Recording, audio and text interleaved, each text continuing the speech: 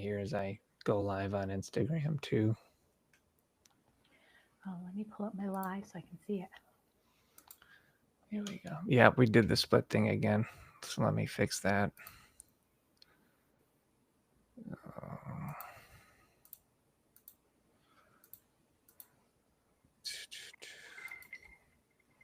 Layout. Let's see if this fixes we it. are split. Yeah, I know. Did it last time. Nope. Let's try this. Give it another sec. There we go.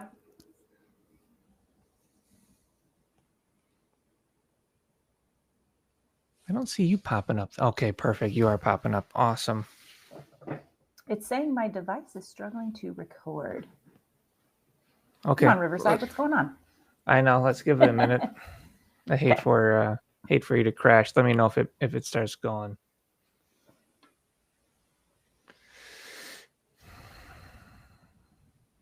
Well, it's just saying that my device is struggling to record.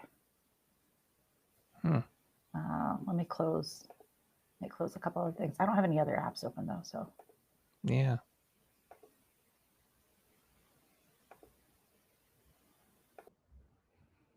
She's gone.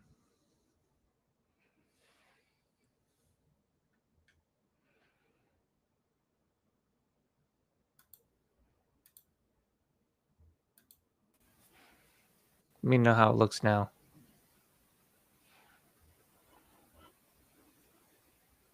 Oh, there we go. I mean, at least I'm here and it looks like it's recording and I'm here. Hi, guys. It's not giving you any messages. Awesome. No. All right.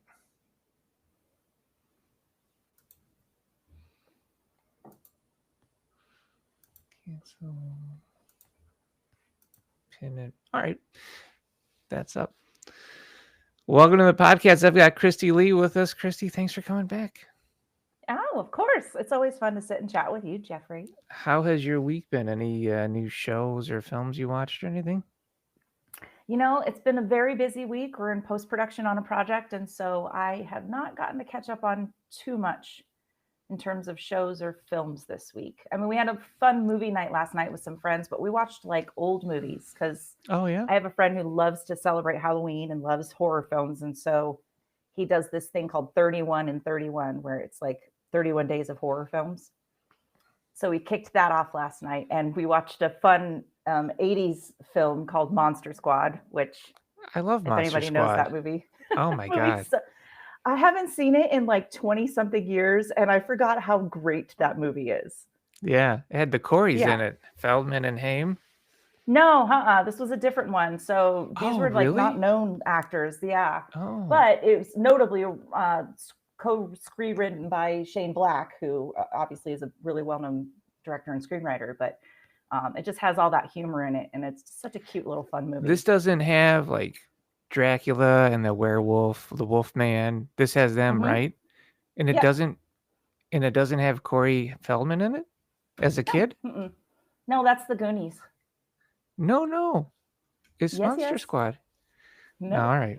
Oh, we're pulling it up now, dude. Jeffrey's going to fact check me. We are IMDbing this. Oh, no, it's not a you thing. It's my tism. I swear to God. The 1987. All right, let's see. Shane Black wrote it. Let's see who's in it. Because I must be crazy then. Yeah, you might be thinking of something. I else. am. It's definitely not. Was he in a? Not a Corey. Maybe he was in that 80s vampire movie where he played a kid. Oh yeah, he was in a Keith different Sutherland? one, but not this one. Yes. So yeah, no, you're thinking about a different movie. Yeah. Yeah, the Keith Sutherland vampire movie. I can't remember the name of it, but that was very 80s too. I mean, The Lost Boys you're probably thinking about, right? Yes, thank you. Yeah. I bet you he was in that. I'm so sorry. This is embarrassing. Same year though, so that makes me feel better. Yep. Yeah. The Lost Boys. You're gonna make me watch Monster Squad again though. That movie is so cute. Obviously, I don't remember it right. I forgot how many fantastic one-liners are in that movie until last night, halfway through, when I was quoting pretty much all of them as they were coming up. It was so fun. Really? We just laughed. Everybody just had such a great time. It was fun. I love that's considered an old movie now, because when you told me old movies, I'm thinking, oh, black and whites. No, it's the Oh, 1987 movie, The Monster Squad. And I'm like, FML, what is going on right now? hey, I'm just as old as you, so I should Yeah. not be thinking that either. But I'm like, oh, we're gonna do old movies, 80s movies, 70s movies. Yeah. Somebody said, hey, can I put classic rock on? I put classic rock on, and Enter Sandman came up, and welcome to the jungle. And I'm like, this is classic rock. Enter Sandman, who was accused of devil music when it came out.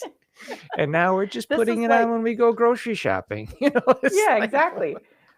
I know. When I run Yeah. my errands, that's the first thing that comes up is my 90s rock playlist. Oh my God. Absolutely insane. All right, and Monster Squad is really good. I watched a movie. I don't know.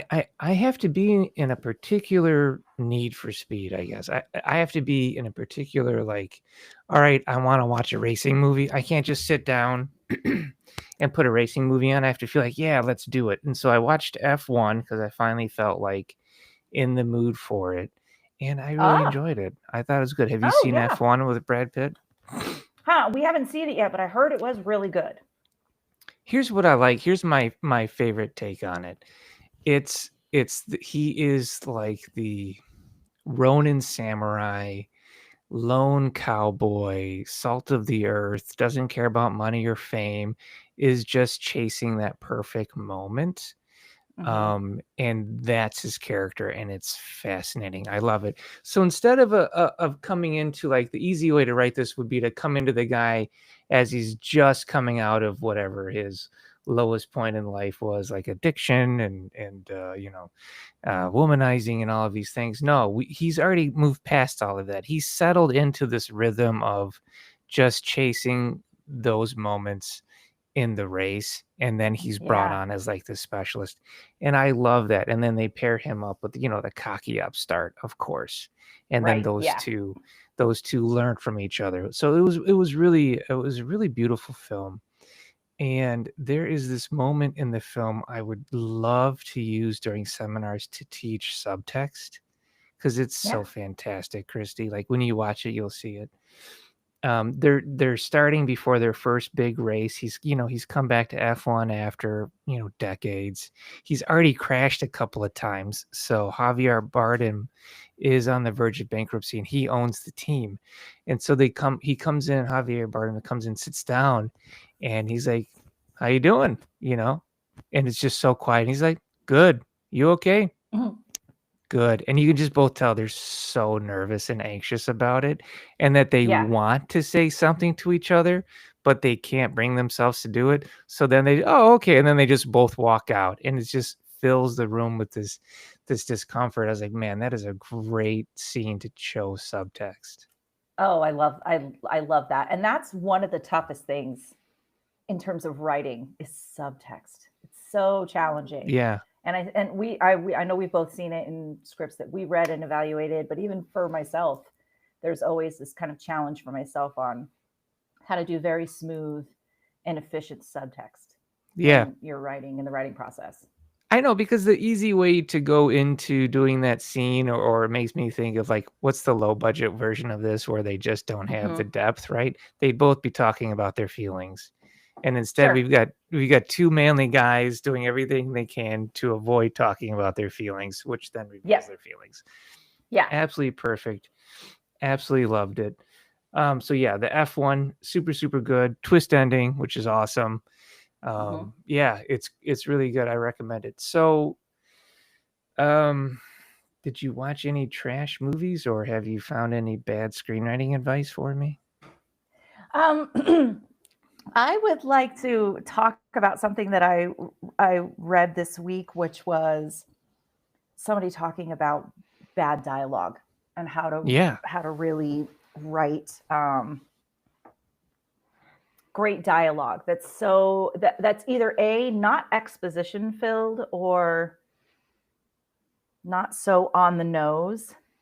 And they showed a couple of scene examples, and they said, "Well, this is very.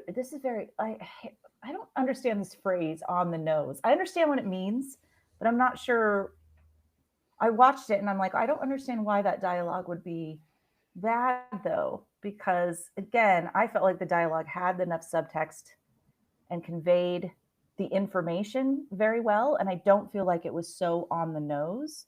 And so I was like, oh, I want to talk to Jeffrey about this, because I always kind of question myself in terms of like, what is good dialogue and what is bad dialogue, Okay. and like what constitutes too on the nose and not too on the nose. So that's an in general question. So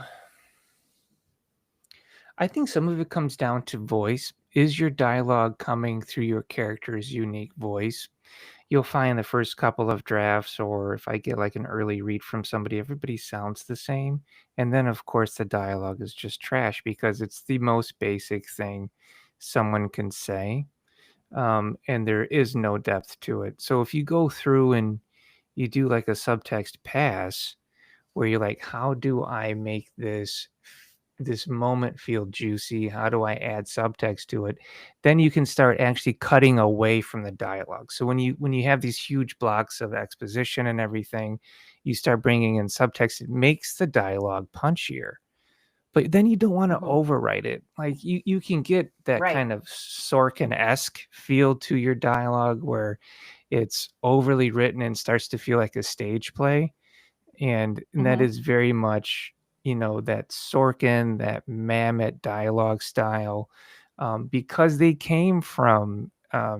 dramaturgy, right? They were playwrights, so all Hmm. of their dialogue is very long, and so some people try and emulate that, but they don't have that skill set. I mean, these are guys that cut their teeth writing plays, so Yeah. when they're writing a long swath of dialogue, it's going to be good and have depth to it because they're masters of it. But if you haven't put that kind of work in and you're just writing a whole bunch of dialogue, it's probably trash. It's probably redundant, which is like the worst kind of dialogue you have. Yeah. That's always my fear too, is the redundancy, or am I saying too much, or again, is this just so over, like too much, kind of over the top in terms of Yeah. the information that for me, it's always kind of what information are you conveying in that moment through that character with your Yeah. dialogue. And I've seen it. I've seen films and even scripts where I'm just like, you didn't need to say that.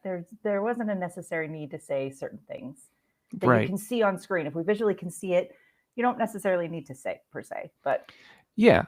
yeah, Have we already learned about it already? Then, skip that moment. Like if we've seen what's happened on the screen and another character meets a new character and they have to bring them up to speed, we don't need to hear about it. You cut that out. You move on right. to the next scene. So yeah, redundancy can definitely be an issue. I know a lot of beginner writers will use um, dialogue to advance plot, which you can do. Yeah.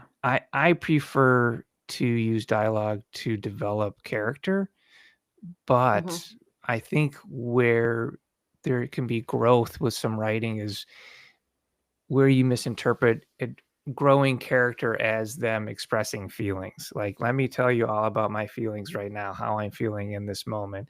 And some writers will interpret that as, oh, well, I'm developing character. I'm like, sort of, but it's more on the fringe. Like you're just talking about how they're feeling. Who are they as a person? And then how do they Right. bring that into that conversation, into that moment? I mean, it's no different than when you're sitting with your spouse or you're sitting with someone and you're having an argument and you're super pissed at them and they're like, "Are you okay?" And you're like, "Fine. I don't need all of that dialogue for me to tell you that I'm pissed off. You just found out, right?" And then the subtext could be there. And then we could be arguing and fighting about, the dishwasher when in actuality it's about something completely different. But we're using that Right. moment to show and so there is their opportunity there. So you have to be really careful when you write those kind of Sorkin-esque long expositional dialogue. I hope that answered your question. I Yeah, wasn't trying to yeah. dance around it. That no, that's very much clarity that I was kind of looking for. I just thought it was interesting and not necessarily like bad per se, but I always kind of come across these things that I'm like, that would be something to talk about. I'm not sure if it's necessarily bad advice, but I just felt like the scene that I was actually watching, the example they showed, wasn't um, over the top. I felt like the dialogue was actually pretty solid, but this person was saying that it was just too much, and Some so I was like, people it's very some interesting. people are just trying to be clever with their teaching, and they'll try and trash stuff that isn't really bad, but they're trying to show you how clever they are with, whatever they're trying to content they're putting out. Um your most basic screenwriting advice, and I mean, it could be borderline trash advice, but it is basic screenwriting advice, is that dialogue should be advancing plot or character, right? That's what dialogue should be Hmm. doing. If it's not doing either, you cut it. Right, sure. You trim fat from dialogue anyway. So it's very basic advice. But when you say something like that and a writer is kind of new to the process, they don't understand where they can go with the dialogue, how they can utilize the dialogue. So then you get everything is on the nose. And then the writer Right, will defend themselves. Well, it advances plot, it advances character development, but yeah, yes, but they're telling us everything, right? So right, then exactly. then then you get into, okay, how do we do this more subtly? So yeah, I think that makes sense. Well, I got reached out to from a screenwriter, and I wanted to get your opinion on this actually. This writer reached out to me and said, "Hey, is this producer legit?"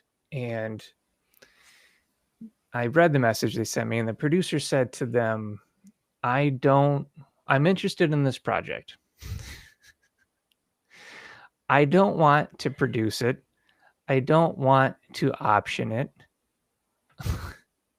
I don't want to shop it. But the agreement would be, once it's made, I would get 50%. And I'm like, and so what are you offering?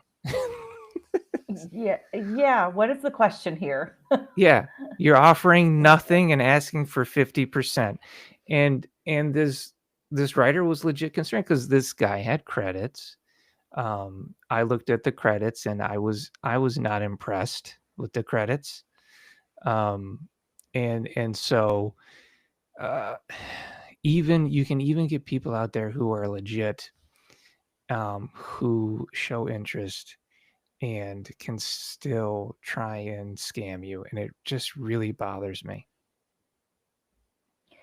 And there are still people out there. I mean, this doesn't sound uncommon, but it's not. It's something you're just going to come across, and it's surprising that it still happens, and Yeah, it's surprising that there are people out there that still do that. This sounds pretty on par with just somebody who's like just this casual person who's out like, I'm a producer, but you're really not. And then why would you yeah, say like, I don't really want to do any of this work, yeah. but I want to be on board with the project. I want to support you. I want to be a supporting producer. What does that mean? It You brings it can't brings help me. nothing. Yeah. Yeah. So I'm not sure. I mean, was the writer like even remotely thinking about trying to work with this person and was just like, hey, is this a real person or Yeah, so there are sites out there, very popular sites that promise opportunity, right? Mhm. And on these sites, you can get reached out to, by producers who flag your script. And as you know, I remember I've been doing this 20 years. I remember when I could never get a nibble. And when I finally got a nibble, how excited I would be. And then, right? to have a producer and then look them up and see some credits and then say, I like this, and then offer all, and then say, I don't want to do any of these other things. Like, I don't want to actually put any work in. But try and tell me Yeah. that just because they have a name that we could use that and it's gonna help me get an option, but yet I'm still doing all of the work. I can see myself back then being so desperate to entertaining this idea. I mean, I used Yeah. all of these sites, right? And the Mhm. reason why I only partner with Inktip, and we don't even take like sponsorship money or anything. I just like literally believe in them because they Mhm. vet all of their clients. They vet all of their Yeah, yeah. producers, right? So, I mean, that's why I was like, you guys are great, and I know that like I've met them personally, and so I have faith in them. That's why we use them. Like, I don't use other people for a reason. I mean, Christy, I had gotten when I had first started out, I applied to a gig. I beat out 90 other screenwriters, okay, to get the gig. All right. I get the Yeah. gig, and it was a con artist. He was a Oh con man. no. Yeah, I'm like, I beat 90 other Ugh. artists for this guy to try and con me. Like, I couldn't believe it. And this was on one of those big sites. And Yeah. so I've kind of hit the point now where, like, if you're paying for something and they're promising you access, it's bullshit. Mhm. That's just Yeah, kind of where yeah. I'm at. I mean, it Yeah. really is. You really have to, you don't necessarily have to vet the people, you have to vet the site, and you have to Yeah. really have the confidence in knowing, like you said, Inktip is a good one. Um, there are others out there that Big when I was ones. first starting out too, Huge. same thing. Yep, big ones, same thing.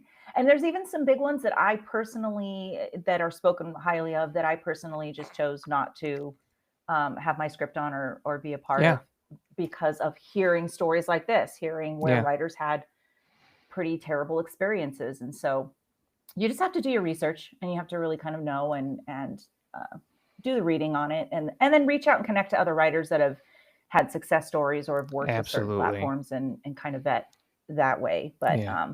it is a bummer that we lost Coverfly this year. I had I a know. I loved fantastic experience with Coverfly. Coverfly, They're and great. but there were a few writers that I know that, because through Coverfly you could also kind of get your script could get pinged, or you could get a download Yeah. request and people would ask to read your script.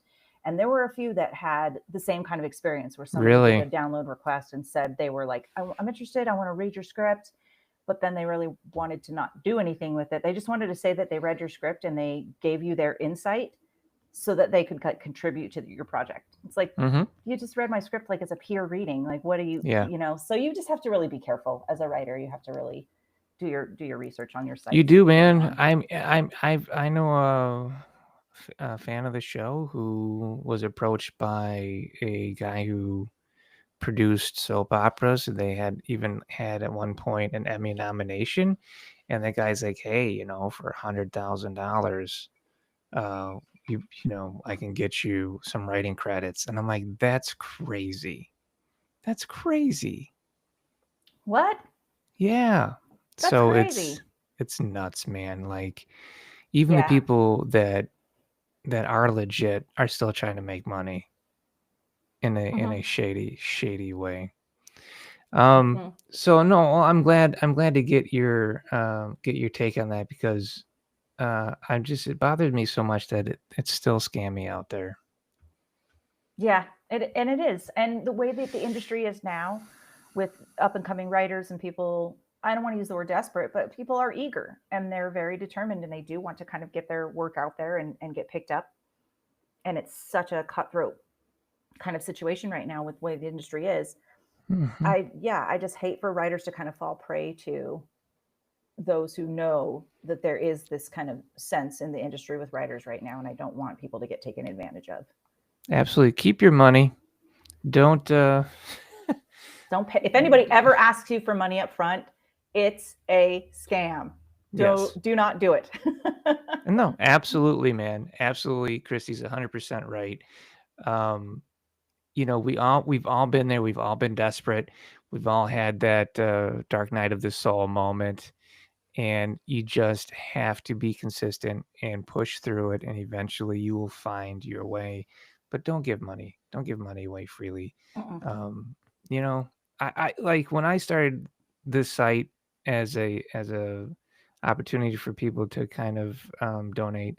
I made sure, let me give these people that decide to donate to the show value. I've created the AI so people can use that for their writing. I've got screenwriting courses on there because I know what it's like to be on the other end, to have your hard-earned money and then just have people take it away. So let me help you invest and give you value.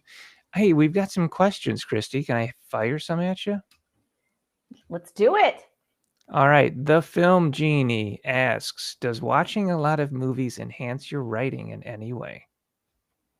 Yes. Yes. It's imagine you're going to school and you have to study curriculum and read textbooks, and that's how you practice. You practice through your learning aspects. And so you grow as a writer and you become a stronger writer and a more clear writer with the more that you watch. So consume, you have to consume as much as you're writing. It's funny enough, I have met people in my life and had friends and connections in my life where I've heard a lot of them say, like, I don't have time to watch anything. I'm too busy doing other stuff. And I'm like, how are you writing? How are you writing films, and how are you writing narrative content, and you don't really watch anything? To really know kind of what works and what doesn't, but to even just understand like the landscape of where story is today and where our society is today in the content that we consume. How do you know what to write if you don't even know what's out there and how the audience is perceiving it? So yes, it is super beneficial to watch as much as you can, so that you can kind of grow in your craft, for sure. Oh my God. I love your answer so much. I'm going to bump off of it. Our medium is always evolving. So if you watch a movie, like you said, a classic film from 1987, the film language is different than it is now. Yes. So it is important to keep watching movies and to really watch old movies, watch new movies, see how they changed. What can you pull from the old movies that you haven't seen in a while? I mean, it is absolutely important. So yes, consume. Now, if you want to be like me and write off all of your streaming because you are a screenwriter, you can do that. That is so Jeffrey. I did not even think about that, but that's fantastic. Yes, I absolutely do. I write off all of my streaming services, HBO, Netflix, Amazon, all of them get written off on my taxes as a cost, because it's part of my business as a screenwriter. It's part of our research. So I write all of that off. So you are welcome if you want to go over to your spouse or loved one and be like, I have to get all of these streamers because I have to, research them as a screenwriter, and we will claim them on our taxes. So there's that. Tax break. There you go. But I also want to talk about elevating how you watch a movie or a film. You can sit there and watch it, of course, but I always recommend, if you're like actively researching and studying, bring a notepad with you, a legal pad with you, and write down the beats. Really don't just watch the film, absorb the film, learn how they are doing it. If you like a scene, rewind a scene. I did that twice on F1 last night, and my wife is so patient with me because I have to rewatch it because I have to see how they do it. I have to analyze it. So, maybe consider changing or evolving the way that you watch a film so that you're actually note-taking. Yeah, I think that's a great tip and a great piece of advice. We did that recently with a couple of horror films because we're working on a horror script, and there's Lee right there with just the legal pad beating out everything as I love that guy. The script. That's fantastic. Yep, that's good. Good piece of advice. I agree. I got another one for you. Max Fosberg asked, is simple short action lines preferred to long but deeply descriptive action lines? Ooh, that's a great question. That's a really great question. Here's my experience with it. Yeah. For the longer kind of action lines, as long as you're not going down the road where you're pretty much directing the film through your action lines, because that really does end up kind of passing off into the director's hands and the creative team's hands. as long as you're not putting like direction, the most concise and clear you can kind of be, again, that kind of conveys how you're furthering the scene, what's happening in the scene. That's kind of been my experience with it. So I've, read a few scripts where the longer action lines end up being more of you're describing things around the scene, and you're kind of putting a lot of description into like what the character's wearing, and they sit down on the bed and this a red pillow that they pick up and put on their lap, like those kinds of things. Sometimes if that red pillow is not so important to that scene in that moment, so that you have to explain that it's red, you don't need that. Character sits on the bed, that's it. So it just kind of happened. It just, whatever's kind of going on in the scene is kind of how you approach what you need in your action lines. But I know, Jeffrey, in your book, you've got some great advice on how to approach the action lines, probably better than I'm explaining. No, I think you did great. It makes total sense. I always say under 4 lines. It used to be 5 lines, used to be standard. I'd say under 4 lines is really where you want to be. But as far as if we consider 4 lines long and we want to be shorter, then it comes down to personal screenwriting style or the writer's voice. If we talked about Shane Black, right? Like the way Shane Black writes is like bump, bump, bump, right? Next line, bump, bump, bump, bump. It's very, I don't want to say poetic, but it is very kind of lean like that. But that is his voice. I've seen other writers imitate his voice, and I've told them, why don't you find your voice? That's his voice. Exactly. You can use it as inspiration, but that's not really your voice. You're trying to write a Shane Black screenplay, but Shane Black's going to write a Shane Black screenplay. So exactly. Find your voice, and then just take what you like from that other writer and put it in your toolkit.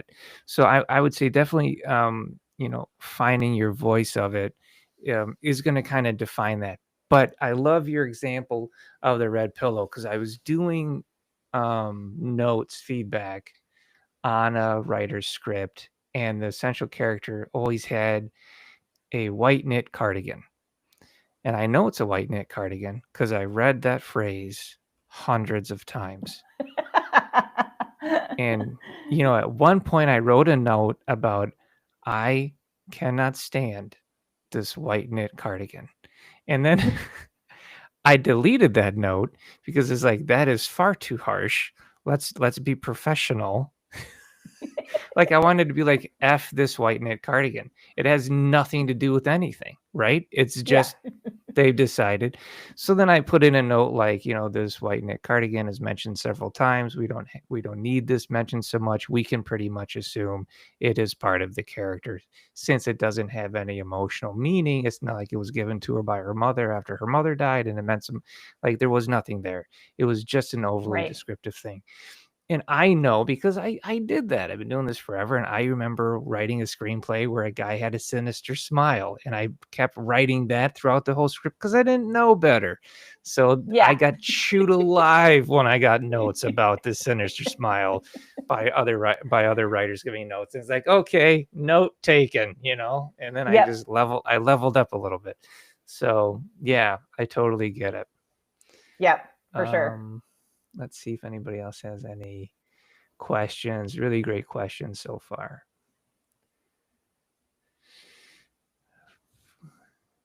Gary Thomas Ryder says, this is all such a minefield. It really is, Gary. I mean, I know that it's just, there is an entire cottage industry on how to steal a desperate screenwriter's money. That's the only way I can put it.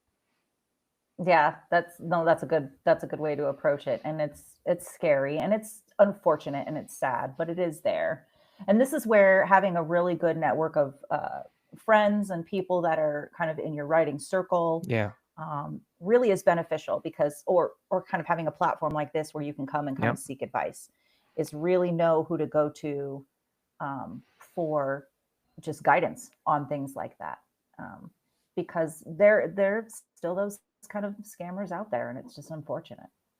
I think I like that we have this this little screenwriters community on Instagram and our other social media channels where people can come on and say something like, "Is this a scam?" And then other writers will come in and be like, "Yes," and then let Yeah. everybody know. So I think that is really important work what we've got going on. I don't see any Mhm. other questions. This was awesome. Is there anything else? No, just keep writing. I got some good news this morning. I've got a notification that a newer script that I just worked on this year, a short horror script, is finalist in a competition. And so and it's the first thing I've kind of written in a while because I've been working on other projects and other film work for some people. And so I was very excited because this is the first one I've kind of just sat down and was like, I'm just going to write a script. I want to like write a really cool, short, contained like horror script. And it's doing well now. And so keep writing, just keep practicing your craft. Aw, That's the best advice I can give. that's beautiful. I got some cool news too. So yeah, I found out that my book is being taught in 2 universities in the United States, and then it's being taught at 3 universities in India, which is pretty awesome. And then I got approached by an I love academic publisher. Thanks. And I got approached by an academic publisher who was interested in publishing the second edition um, to present to more schools. So I am working on finishing up my second edition, which will include television writing. This is so fantastic, and I love that, Jeffrey. And I love to hear that for you because your book is so worth it. So I'm just really glad that like a big swath of people are going to be able to have access to be educated on your curriculum because I Yeah, do it's feel like pretty it's awesome. curriculum. Yeah. Aw, thank you. All right, do you want to do this Yay. again in a week? Let's do it. Yeah. Everybody bring All more right. questions because that's fun. I love answering the questions. All right, I'll see you then.